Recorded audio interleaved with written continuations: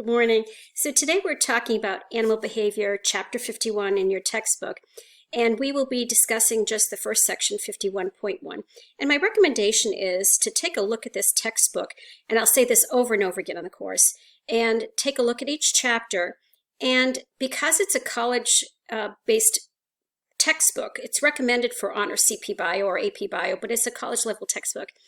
It does not map it out like some of those middle school or early high school textbooks that you're used to. So you need to learn how to map that out so that you can more or less make your own study guides. And if you look at the section 51.1, it's all about sensory inputs. And if you really take a look at that, they list in dark black that there are 4 of them. Be careful because because it is a college textbook, they don't highlight the important terminology necessarily. Occasionally, it's in italics for pronunciation, etc. But ordinarily, the important information is not in nice dark print. So you really have to read the sections. And I recommend just reading one paragraph at a time and seeing whether you have understood that. Ask yourself some questions about that one paragraph and then moving on. That's actually a very good study tip. So the 4 sensory inputs are fixed action pattern, better known as FAP, migration, behavioral rhythms, and animal signaling. And so fixed action FAP is kind of an interesting one in that I've had some personal research experience with that. And the textbook talks about Tinbergen's research with the red stickleback fish. And you will find in bio classes or an environmental science class, even if you take these in college, Tinbergen's work, because he did quite a bit of animal behavioral research, comes up over and over again. So it's just one of those scientists, you might as well just learn about the guy. So his research first piece was by accident. He had in his lab tanks of stickleback fish, and they are really quite small, minnow size, and they have little 3 spines on their back. And the males their abdomen turns red if they are in contact with another aggressive male. It's sort of like a warning, hello, I am a male also, and I am going to fight you. Very similar to what a betta fish would do. And so he had tanks of these in his lab when he noticed one day that all of a sudden every single tank that only had a male and females in it, all of the males their abdomens turned red. And it was one of his lab technicians that actually said that happens every time one of the college's fire truck goes by. And so, of course, the fire truck was red. And so Tinbergen was rather interested in it, that even at a great distance and something that was not a fish, the males, their abdomens turned red. And so I have found a little video, it's very short, I think it's like 1 minute, a minute and a half, maybe 2 minutes, of a grad student performing the exact same experiment that Tinbergen did, and that's in the textbook, but it really makes an imprint on you. So I'm going to pause this for a moment, and I want you to go back into Google Classroom and take a look at the stickleback research piece. So hopefully you took the few minutes out to look at the stickleback fish and how interesting their behavior is. My personal experience is that I was an undergrad student at the University of New Hampshire, and one of the classes I took, I had a particularly bad schedule one year where I was having quite a bit of rather tough science classes. And so I decided to take one relaxing class, or at least I thought it would be, and that was an environmental science class, and I ended up loving it. And my assignment was to observe the Canadian geese that were at the local pond at the university. There were a pair of swans and there were some geese. And my job was to demonstrate FAP, or the fixed action pattern. And so the professor had me take a Coca-Cola can and go out to the nest. There was a very large camera, one of the more or less old-fashioned video cameras, or at the time it was a very brand new video camera. And I was to film my day with FAP.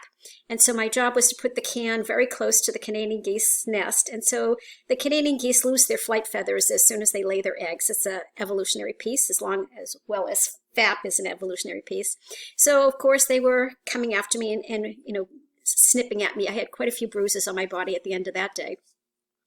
But when they settled down and I walked as far away as I could, they looked at their nest and they saw this object just outside their nest. And what they did is they looked at it, and it was like they were both looking, and they then rolled the can back into the nest. And after a few minutes, they're looking at their nest and they're going, that's not one of our eggs. And so now they push the can out. And luckily, the first 5 or 6 times that they did this, the can landed very close to the nest. And so they kept going for the next half hour of looking at the can, thinking, that's outside of my nest, it must be one of my eggs, rolling it back in, and then realizing that's not an egg and rolling it back out. And if the can rolled too far away later on in the hour or so, my job was then to move it as close to the nest as I could, again, getting quite a few bruises from those poor geese.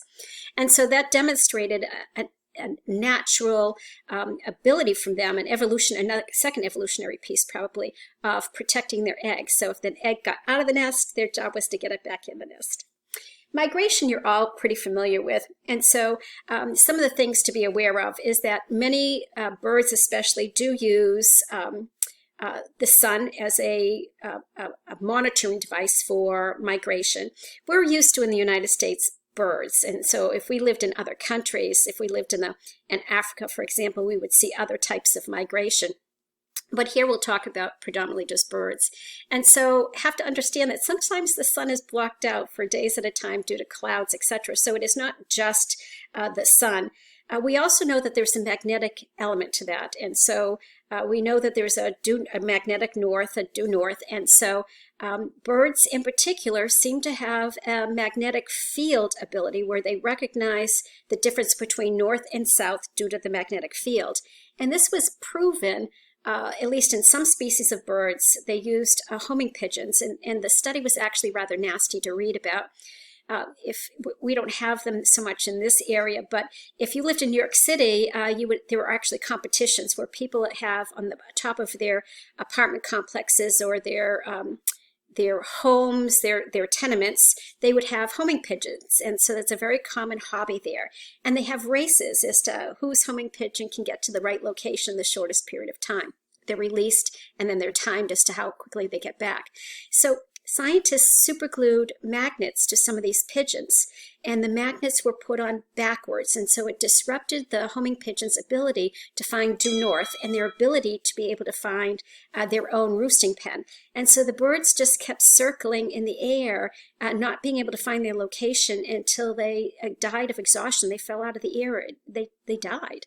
And so it proved the point, but not a very nice way to prove it. And so that is one of the things that is expected to be mass extinctions when the magnetic core flips. Humans will be fine, most of the animals on the planet will be fine, but things that migrate will not be fine. They're not going to be able to find their way to migrate. And then in behavioral rhythms, we have what's called a circadian clock, and all of us have that. Teenagers, it goes a little wacky when your hormones are active, but generally, person wakes and naturally wants to go to sleep at the same time. And teenagers tend to fight that by texting and watching their computer, etc. You're actually disrupting your body's own natural circadian rhythm.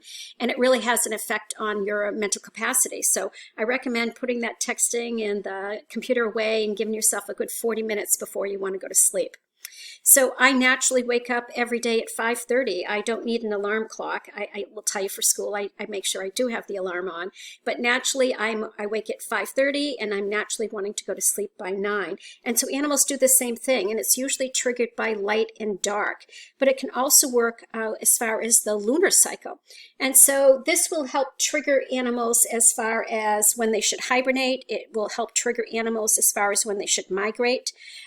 Even trees will do that as far as due the length of time of day or night. They will lose a deciduous tree. Trees that lose their leaves will lose their leaves.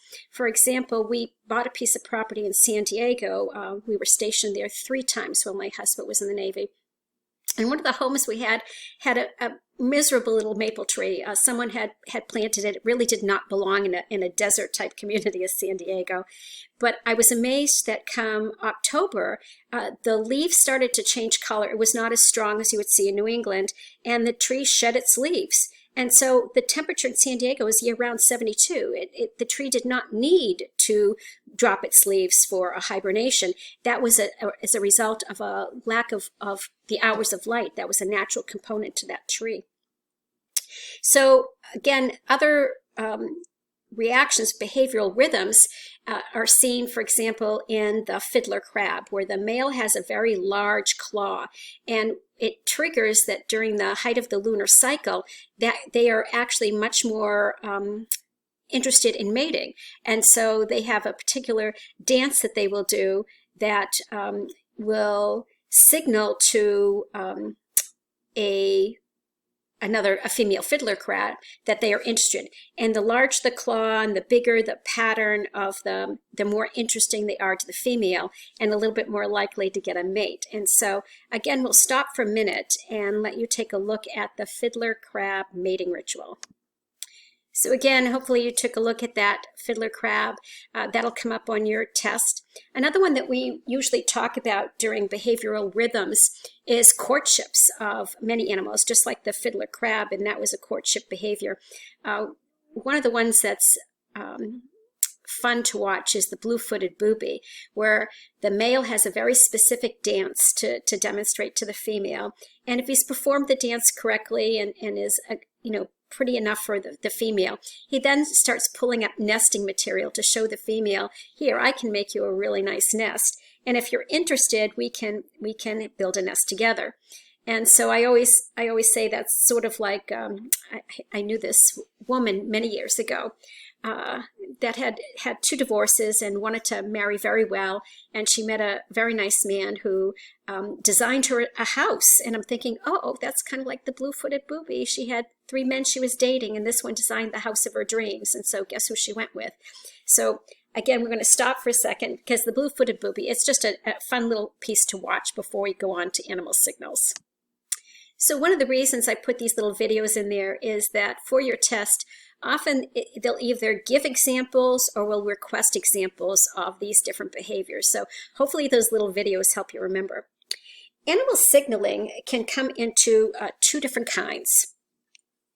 We can have either a stimulus response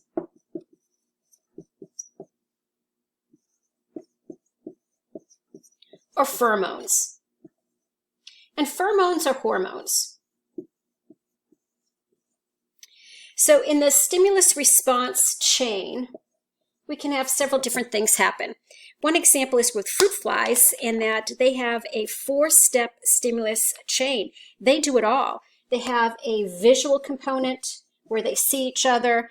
They have a chemical, the pheromones are released, so they can smell each other. Yes, I'm ready for mating.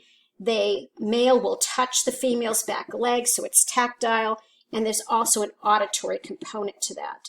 So the fruit fly, please read that section on the fruit fly, because that always comes up on the test as to what kind of a behavior is this? What kind of an input is this? So it's an animal signal, but it's a stimulus response chain, and there are 4 parts to that. And so another one that is probably fairly familiar with you that's a stimulus response chain is with bees. So bees have 2 types of dances, a waggle dance or a round dance. And the waggle dance, and I've put a video in there for you, the waggle dance tells the other bees that the food source that they found, the pollen, is a long distance away, long distance. And so they tell you what direction it is towards the sun, and that was really rather bad there. And they will tell what direction it goes in. There's another type of dance, and the textbook has dropped it from this section where it was in the previous text, and that's a round dance. And a round dance is for close distance, the pollen is, and waggle is for long distance. So not only do they give a stimulus, the dance, and the other bees will give the response by leaving and going after the pollen. And then we have pheromones, and pheromones are the hormones. And so they can be used as an alarm system. They can be used as I'm interested. For example, pheromones are part of that stimulus response chain in the fruit fly, but they can also be a danger or a warning. For example, my father was a fly fisherman, and he would always tell once he caught a fish to leave that area. And he didn't know why, but it's because pheromones, that when the fish has been caught, they are releasing a pheromone into the water that tells other fish danger. Now, not all fish do that, but trout definitely do. So read the section, watch the videos, and then practice this. Take out a piece of paper and see if you can write all 4 down and examples of each. And we will move on next lesson. Lesson 2 in this section will be 51.2. Thank you.